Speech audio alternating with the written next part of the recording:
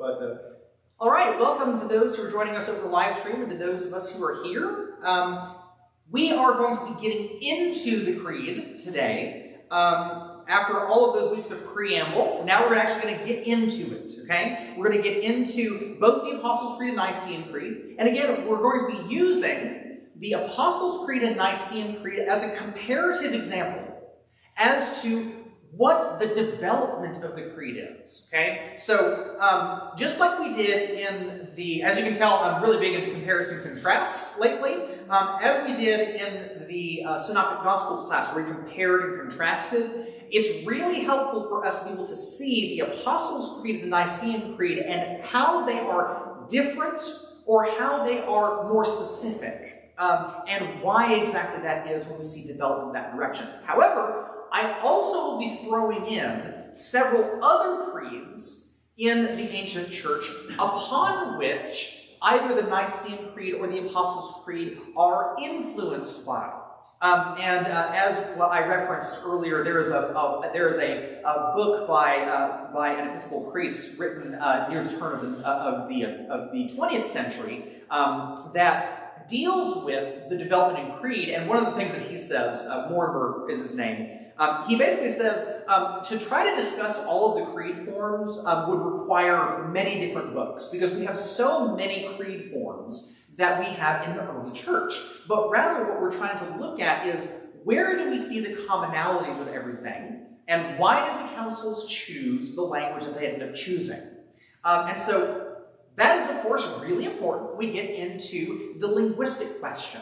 And into how we understand what we're saying in the Creed today is both parallel with its original purpose, but also it is mediated by what we talked about last time, the situatedness of where we are, the situatedness of where they were, and what the freight of meaning behind the words that we use contain. And so when we start talking about this first question, what does it mean to call God Father? We are stepping into an interpretive exercise, right? We are stepping into what exactly it means, meant, and how it applies. So just to remind you, the way we're going to talk about it is OIA. Remember, we talked about that last week. Observation, interpretation, application. Observation is basically, what do the creeds say? What are they actually saying? The actual words, the actual phraseology. Interpretation is, what do they mean? What exactly does this mean for the way we understand it then, how we understand it now, or how we understood it over the centuries? And application, how do the creeds matter right now? Now, just want to point out, we are going to be doing the O and the I. You guys are in charge of the A, okay? So we're simply going to be doing the observation and interpretation. We're going to be doing some of that, I should say. It is impossible to do all of that observation and interpretation in one short class. But the application is y'all's duty, okay? So we simply are talking about the observation and interpretation. And then the application is how we then are going to go, we're going to go out into our lives and think about this in maybe different ways than we did before, okay? So that's how we're going to do it. Observation. The first thing we have to do is, what do the creeds say? Now, the structure of the creeds is in a particular format. The formatting of the creeds simply are done by tenets. Tenets are, if you look in your Book of Common Prayer, whenever we go over, and also in the Nicene Creed that you see in some of your bulletins, you'll see that there are certain indentations in the creed. You'll see, I believe in one God. Whoop, the Father, the Almighty. So all of a sudden, we're on a different line, right? And so when we get to certain tenets, those are going to include certain things. Now, we are dealing with one whole article today, okay? Now, we're not going to do this normally, because usually a whole article includes several tenets in it. This one was short enough, and for a reason, that we're going to deal with the whole thing, okay? So, in the Apostles' Creed, we begin, I believe in God. In the Nicene Creed, we believe in one God. We've talked about the differences between those two already in the past couple of weeks, the we and the I, the east and the west differences. and of course the one God. We talked about that in the last section of historical context, about monotheism. But now we're going to start getting into the specific tenets of the Creed. It starts with the first article, which deals with God the Father. And it says in the Apostles' Creed, I believe in God, the Father Almighty, creator of heaven and earth. That's all that the first article says. And then we move on to Jesus. In the Nicene Creed, interestingly enough, it's not that much expanded. You'll see a stark difference in this when we get to Jesus next week. Because the section on Jesus in the Apostles' Creed and the Nicene Creed is really expanded. But in this first article, it's not really that expanded. We believe in one God, the Father, the Almighty, in almost exact same language, maker of heaven and earth, of all that is seen and unseen. It's really only that last phrase is that, right? So, these are remarkably similar, right? Well, we're going to throw in another creed, or another form of creed. This is called the Rule of Faith of St. Irenaeus of Lyon. In fact, I spelled that wrong. There should be an S on the end of Lyon. But St. Irenaeus, in his book Against Heresies, says, this is what we hold as a rule.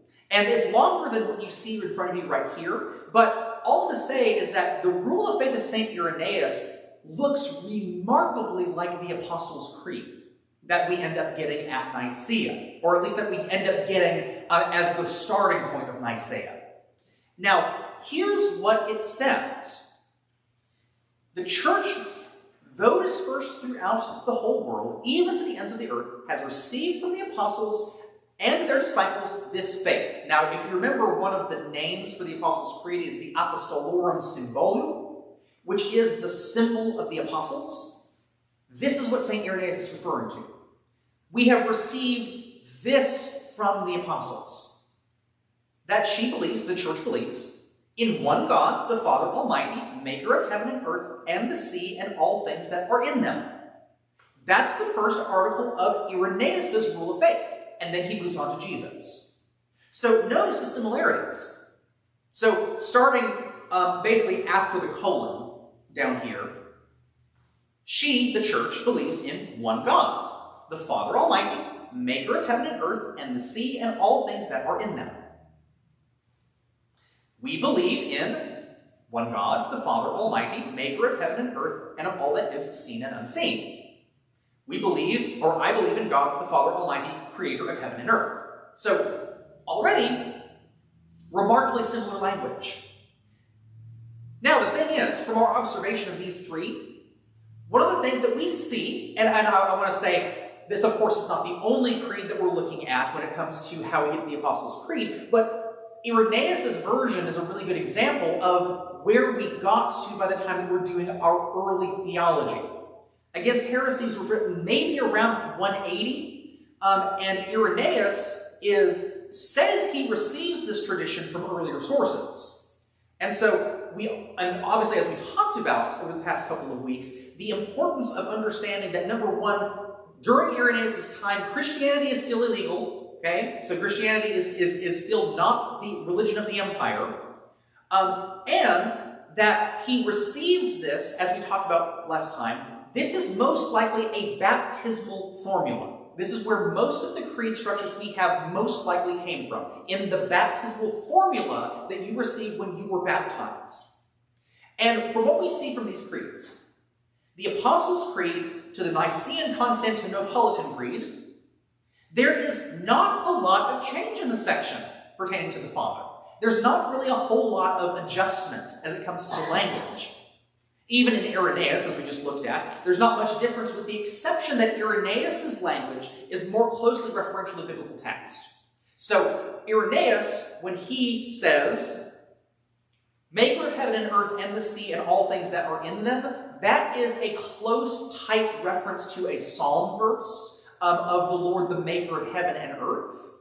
And the thing is that is a little bit more tightly biblical language. than we get necessarily in the Apostles' Creed and the Nicene Creed, for the reasons that we will talk about here in just a moment.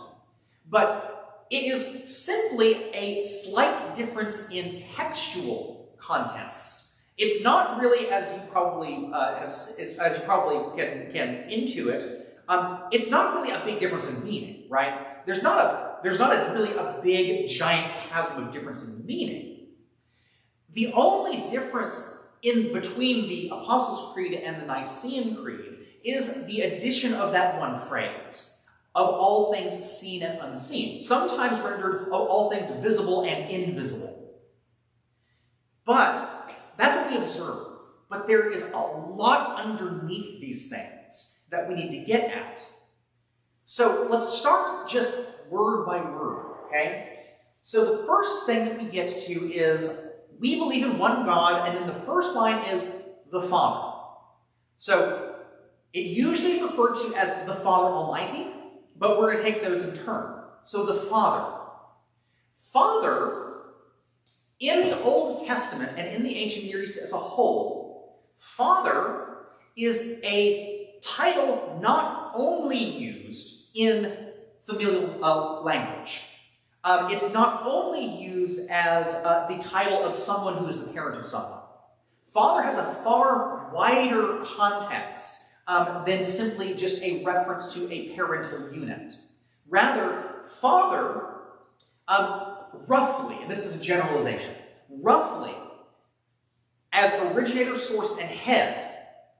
Now, I added in the created universe because of what we're going to talk about here in a moment, but as it comes to the Old Testament, we actually see a couple of different things going on.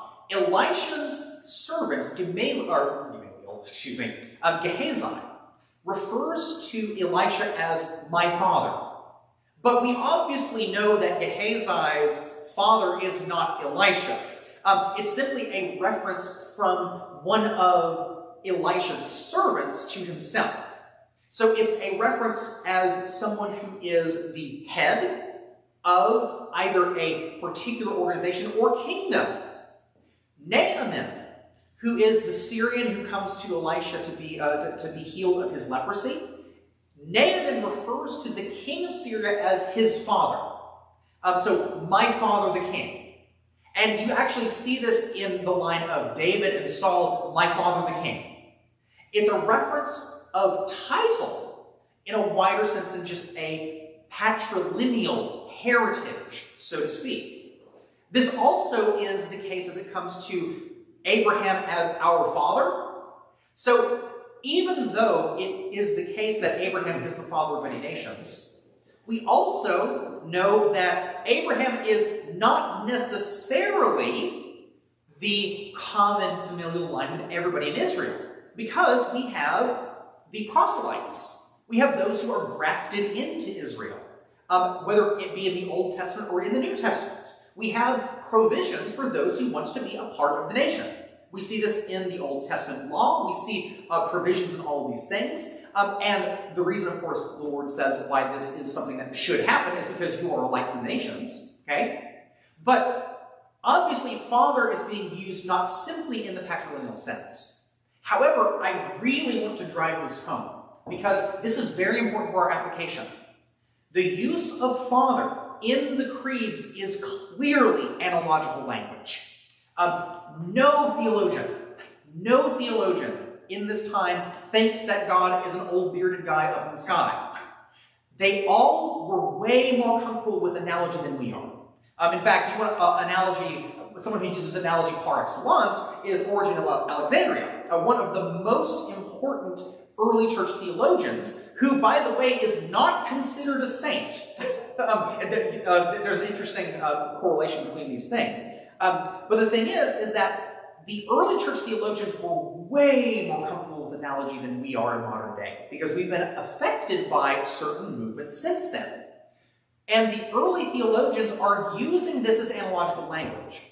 In fact, you even get Augustine of Hippo, and even you get the most, probably the most particular theologian as it comes to like precision, Thomas Aquinas, even saying, this is analogical language. We are simply using this as an analogy to get at what the meaning behind this is. And by the way, Aquinas has a really wonderful treatment of does God have gender in his Summa Theologica. But the thing is that this is analogical language we're using here. And its analogy is that we're using Father as originator, source, and head. And now, Almighty. Father Almighty as the ultimate providence in the universe. Now, this word providence simply means providence. It has that word in there. And providence is a reference to God not only as originator, creator of these things, but that God has an active contact with the creation. Almighty is a reference, of course, to this creative aspect of God, especially in Genesis, right? God spoke and things were made. But Almighty also carries with it another freight of meaning because of the maker-creator language. Because the thing is that God has contact with the creation. This is important to get because of those modes of monotheism we talked about last time, right? Monotheism is not simply Christian monotheism. Monotheism can have any number of applications, such as deism being one of them. God's out here, universe is down here, God, sends the ball rolling and then doesn't have anything to do with it, right? But rather, this analogical language of Father is also relational language. That there is a relationship between the created and the creator. And so, preserving that language is one of the important parts of that analogy, because it is relational language. It's not merely as force within the universe, but rather as relationship within the universe. And maker-creator. So there's not really a difference between these two words. And there's not a more freight of meaning behind these things, really, but rather, maker-creator, again, modifies originator language. And to emphasize this relationship between God and the universe, but also, importantly, to distinguish between them. Because, again, we are thinking in another form of theology, okay? So we're theists, but are we pantheists or monotheists, right? So, a common thing in pantheism is that God is identified with the stuff. God is the stuff. So God equals sign stuff. And then God equals sign stuff. Stuff is all over here, so therefore God's all over here. But rather, the originator language, creative language, is to emphasize the relationship between God and the stuff, but also to distinguish that God's not the stuff. So God is the maker of heaven and earth, but God is not the stuff of heaven and earth, if that makes sense. Or else there would be a different modifier there, which, by the way, was completely contemporary in the time when this was written. There would be no problem with a lot of the wider milieu in saying that God is identified with the stuff. This is something that actually, in a very funny way, Gnostics do, except that the God that is identified with the stuff of the universe is an evil God. That there is an evil God that is identified with the physicality of the world. And so, in some ways, this first tenet is pushing against Gnosticism by saying that there is a bifurcation of God as an evil God, but it's also trying to create a space to say God has a relationship with creation, but is not identified as the creation. So, it's an important distinguishing factor of that first tenet. But let's think about seen and unseen, though. So, seen and unseen. This is remarkably general language. Use your imagination in this case. There are several perfectly acceptable likely answers as to what this is getting at. But other than that, there's also a bunch of other likely answers that this is also referring to as well. These are just simply a couple of layers. Heavens and the earth. So this, of course, is tightly biblical language. God is the creator of the heavens and the earth. But cosmologically speaking, we have to put on our ancient Near Eastern hats. And we have to think about how did they cosmologically understand the universe? And the answer is way different than we do. Cosmologically, the way that they are understanding how the world is made is in fact found very tightly within one of the debates in the medieval church. with Galileo, none other than Galileo. There is a verse in Psalms that talks about, "You have made the earth so sure it cannot be moved." This was a prime text that was used to rebut the idea of Galileo that the earth rotates around the sun. And the earlier Copernican revolution of that the earth moves.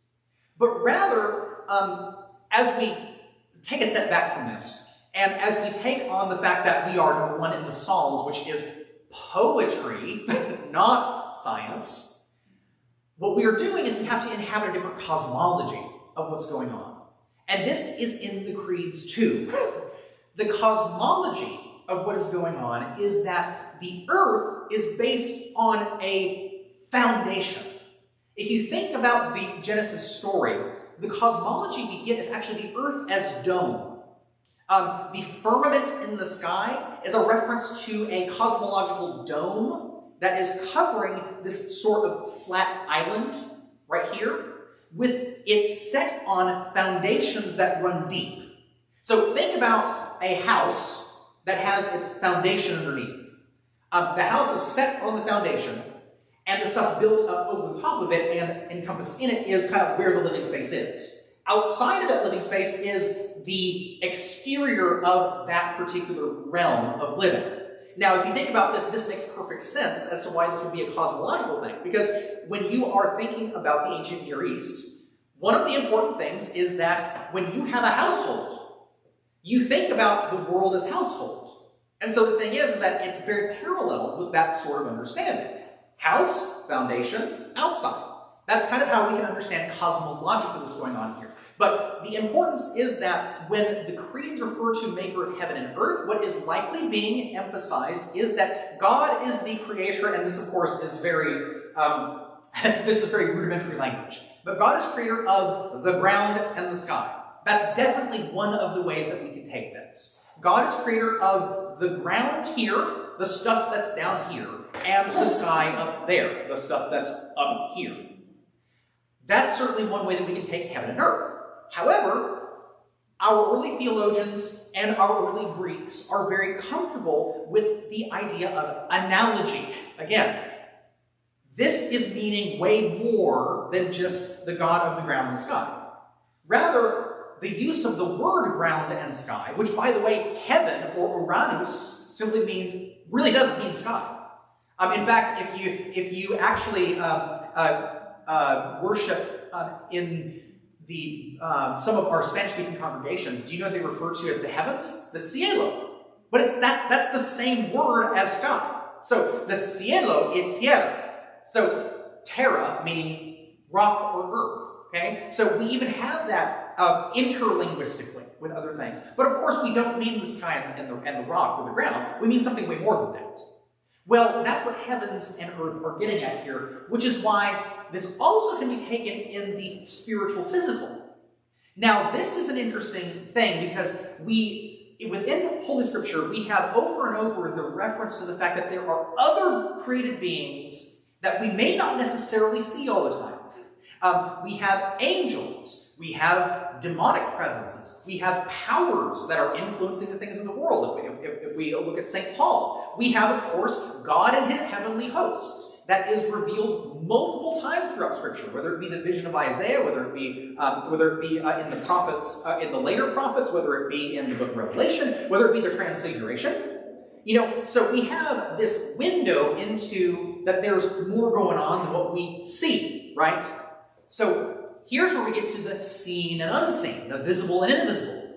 Because the language of the creed, in the way that it goes, is emphasizing the things that we are observing and the things that we cannot, using our faculties, observe. So the reason why we get to the creator of heaven and earth, but also we get the seen and unseen, is because we're adding on and clarifying the spiritual, physical dimension.